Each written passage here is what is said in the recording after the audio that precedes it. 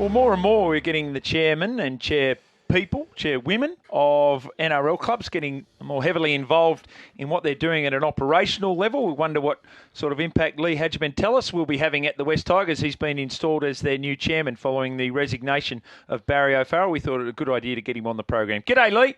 Good morning, gentlemen. How are we? Yeah, we're really well. What encouraged you to take up this role, which is in many ways, and depending on different organisations, becoming more and more involved in the running of footy clubs?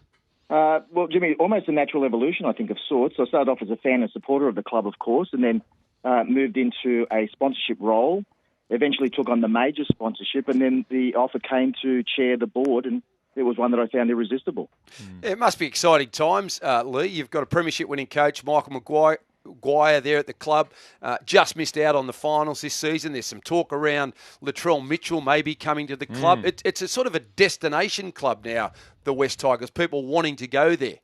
Look, I agree. Look, I might be somewhat biased, of course, but I regard it as a glamour club, and we are transitioning. There's no doubt about that. But you're right, though, with the acquisition of Michael Maguire elevates us to a whole new level. The board is now stable. A lot of the issues with respect to the salary cap in previous years have been largely resolved. That club is ready to leapfrog, really ready to move into a whole new sort of dimension so far as success is concerned. So the timing for me couldn't have been any better. Yeah, there has been some discussion around. I know you can't give too much away, but what would a signing like Latrell Mitchell do for the West Tigers? And if he was to come to the club, that'd be the most significant signing the club's made, I suppose. Look, there's no point in being coy. We want Latrell at the Tigers next year. There's no doubt about that. He's a quality human being, a quality player on and off the field. The lines of communication with Latrell and his management have been opened. We would not be the only club that would be interested in a marquee player of Latrell's stature in the game. But you're right that he would be a huge acquisition, and it would be an endorsement of what this club is doing and where it's going to bring a player of Latrell's calibre to Concord. Lee, what about you yourself? Where did your love of rugby league come from? Well, I have to blame Steve Labers for that. See, I grew up on the Central Coast at Long Beach, and around the corner in Murray Street lived a young fellow called Steve Labers who played for Balmain back in the late 70s and the early 80s. And Steve would come into my parents' shop on the weekends, and of course, being introduced to a footballer at a very young age can be very, very influential, and that's how it started. And then I grew up, of course, worshipping the Balmain Tigers, and continued on, of course, in through the joint venture in 2000 and became a huge fan of the West Tigers. And then eventually through that, had the opportunity of meeting players like, Wayne Pearce and Steve Blocker-Roach, Paul Siren, and boys that I worshipped growing up, who now I call friends. Yeah. So for me, it's been, a hell of a ride. Yeah, it's amazing. Well, what's given you the confidence, though? Because we know you're all over the New South Wales Blues. We know about the West Tigers. We also know about there's a number of other clubs at NRL level that you support as well. I know you're a major sponsor of Mounties in the Canterbury Cup. Why such a heavy investment into rugby league, Lee? Okay. Well, firstly, I love the game. Yep. And secondly, from a business perspective, the people that turn up week in and week out and support rugby league are my clients. Right. Everyday Australians in times of difficulty and need are the ones who turn up and man the canteens on the weekend and sit on the hill and watch their kids play or follow their NRL teams. They're the people that walk through the door of Bryden's Lawyers week in and week out. They're my demographic. I don't act for the big end of town. I don't act for banks. I don't do mergers and acquisitions. I look after people in times of need. And so there's a perfect overlay in the demographic between the NRL and Bryden's Lawyers. So it's just a natural fit. However, the fact that I'm a huge fan of the game and love the game was just the cherry on the top. Yeah. What would you say to people, Lee, that are umming and ahhing about getting involved in the game and they read all the bad headlines about it and don't want their brand associated with our great game? There's a lot of good people involved in the game. Would be something that you try to convince them to get involved in a sponsorship role? No, look, just sport generally, I think it attracts me and it attracts most Australians. I think one thing that unifies Australians is sport. And NRL and the rugby league, for example, has been part and parcel of my life for many, many years. But to be able to be involved at the inner sanctum level is just something that I never would have thought would have ever happened. And it exceeded all of my expectations. So if anyone has an opportunity to become involved in a more concrete level in a sponsorship role, they should really seize the opportunity, because the way that you are treated and feted by these NRL clubs is just incredible. They really value the corporate sponsors.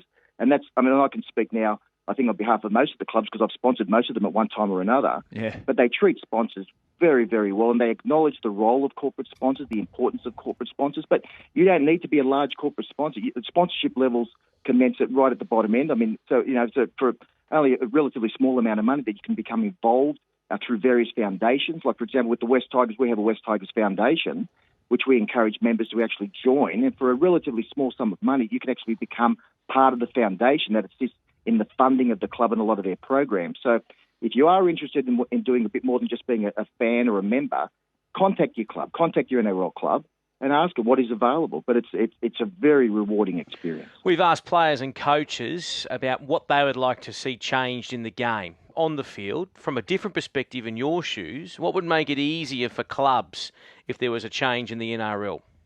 Look, I think we've got it pretty much right. I don't think there's a need for any drastic changes to the game as such.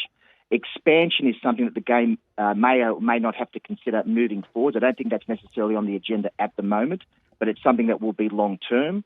I agree that the question as to the number of clubs in Sydney may also be something that would be of consideration moving forward. But at the moment, though, I think there has to be a recognition as to the importance of the existing NRL clubs. Those clubs have to be looked after and make sure that their security and their futures are assured. Because, as I say, you need to look after the ones who have been loyal to you. So, these long-term players who are in the NRL at the moment, all these clubs, need to make sure that they are financially secure, that the talent pool is shared evenly, that the salary cap does work, and then moving forward, something like expansion into other states, maybe something down the line. Based on those comments around Sydney, Lee, would the West Tigers be open to relocation? No. Right.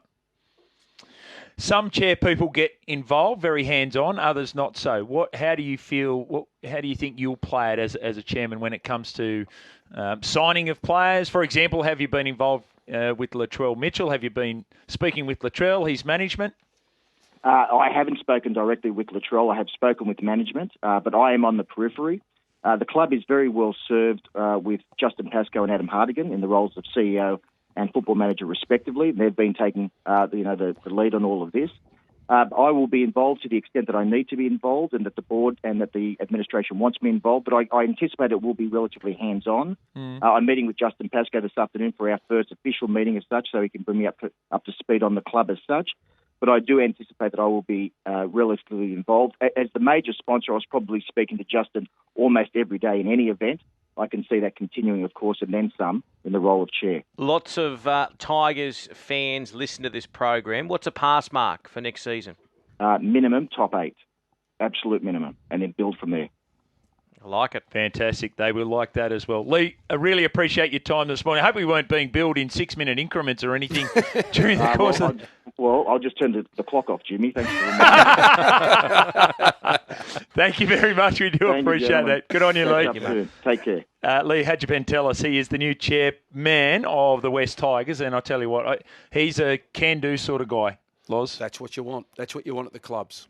People that not only are prepared to put their own money into a club, but they're prepared to be there at the coalface and to get things done. And it's exciting times for the West Tigers. They've got a terrific man as chairman, and with him on board, with his the people that he knows, they'll be able to attract big name players to their club. They've got a premiership winning coach. Yes. They're financially secure, and the West Tigers, as he said, will be a destination club. Yeah, absolutely. Heroes and villains today, 13 53 53, the open line number. A break and back with Jamie Rogers.